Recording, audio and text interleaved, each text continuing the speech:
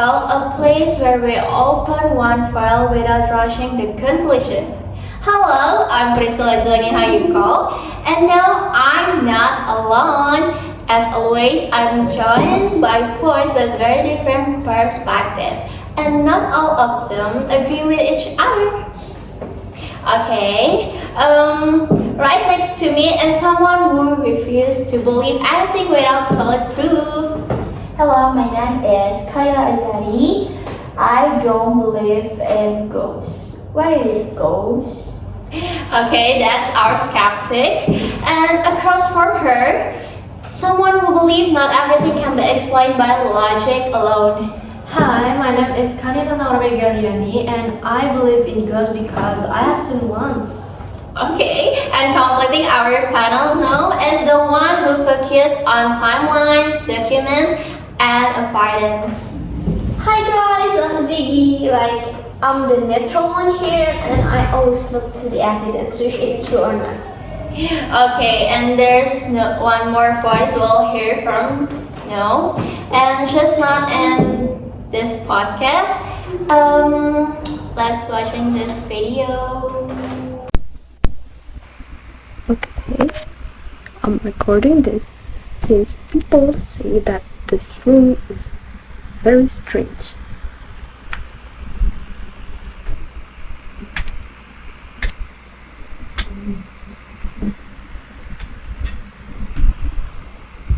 Honestly, I don't see it. It's just empty.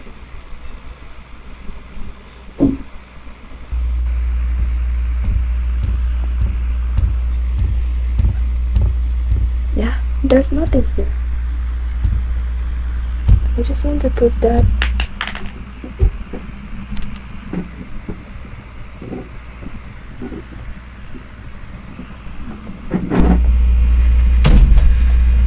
Did you hear that?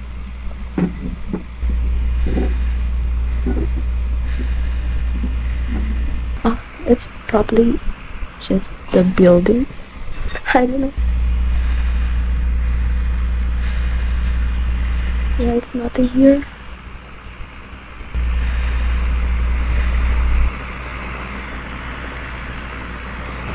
Alright, before we analyze anything, I want to pause for a second because the way this video starts already tells a story even before anything happens. The screen is black, no title, no disclaimer, no watch till the end, just darkness and then light. A phone flashlight clicks on, but it doesn't float the space. It barely survives the darkness, and that matters because instantly the audience understands this person is not in control of this environment. You hear his footsteps echo, not loudly, not dramatically, just enough to remind you how empty this space is, and emptiness is never neutral. Okay, I wanted to say something. Wait. What it fascinates me is hearing how the lack of production creates meaning. There's no soundtrack getting your emotion, no caption telling what to do, and so your brain does the work on its own. Psychology, when people are focused to interpret without guidance, they default to treat the detection, where to look for danger is uncertainty. From the very first second, the video doesn't show fear. It's it's infinities. Okay, what about you? Let's not ignore. But let's not ignore context. We're living in an era where RAW is generated and decide for footage signal honesty even when it's staged. Creators know this. They know shaky hands, and even lightning and silent perform better than polished horror.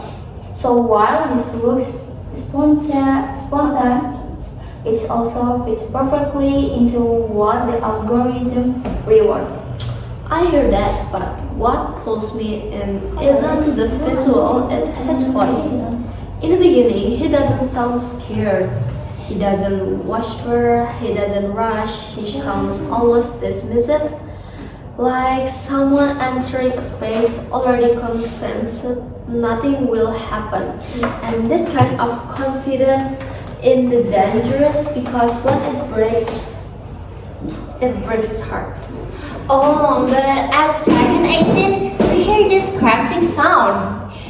It's faint, easy to miss, but once you hear it, you can't unhear it. That scraping sound is where my body reacts before my brain does. It doesn't sound like whine to me. Whine moves continuously, the sound hesitates. It feels deliberate, like pressure being applied, then realized. And what scares me most is that he doesn't react immediately. There's a delay, almost like his brain is trying to stay logical while his instincts are screaming. But that delay can also be performed. But people underestimate how much silent builds tension. If you want to scare an audience, you won't react right away. You wait, you let them land. Yeah, there's a psychological detail that's hard to ignore, like his breathing changes gradually, not instantly, not extricated. That consistent with a real anxiety, like fake fear often spikes suddenly, like a real fear creeps. On second 27, footsteps. Clear enough to notice, unclear enough to question. Those footsteps don't match his pace, and that's critical. If they were his own inches, the rhythm would align. But it doesn't. It feels offset, like something moving independently. Or like audio distortion. Once compressed sound aggressively in loud light environments. But guys, I think it's true, but comparison doesn't create spittle dip. Like on those footsteps sound far away, across the room, not behind the camera. Then he stops talking, and that silence lasts longer than it should. That's the moment I stop thinking and start feeling. Silence isn't empty, it's loaded. It gives your imagination permission to run wild. And once imagination takes over, logic becomes optional. So let's confirm to the big question. Why was she recording? Because attention is currency. Fear multiplies attention, misery multiplies fear. From a media perspective, this video checks every box for virality, ambiguity, low resolution, no explanation. It's the perfect storm. But he says, I want to prove this place is empty. That line doesn't sound like marketing. It sounds defensive. Like he's trying to convince himself as much as the audience. And narratively, that sentence is powerful, I think. It stabilizes a certainty, and certainty is fragile. Whether international or not, the video becomes a story about confidence collapsing. Or a creator exaggerating a narrative. You assume control, fear removes control.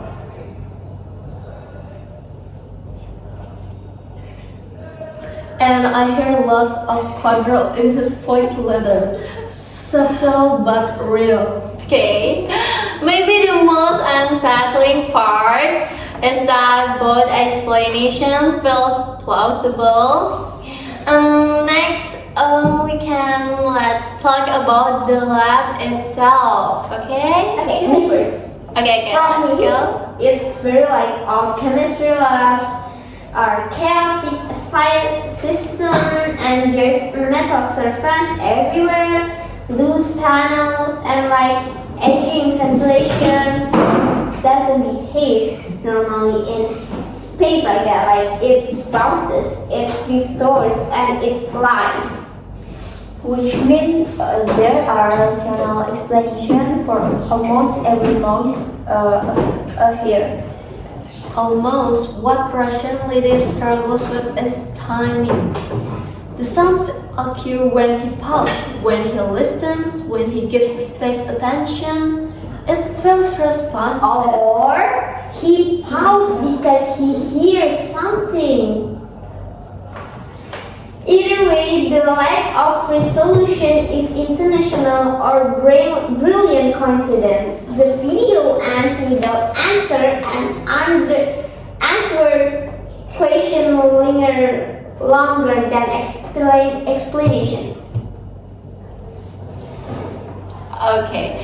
After the video spread, the internet did what it always does. Maybe it's because people search a TV forum like Urban Legend, resolve it, like suddenly the lab wasn't just a place, it's a symbol. Fear spreads faster when it's shared, when people feel like they're uncovering something together. Platform reward that behavior, engagement turns speculation into belief.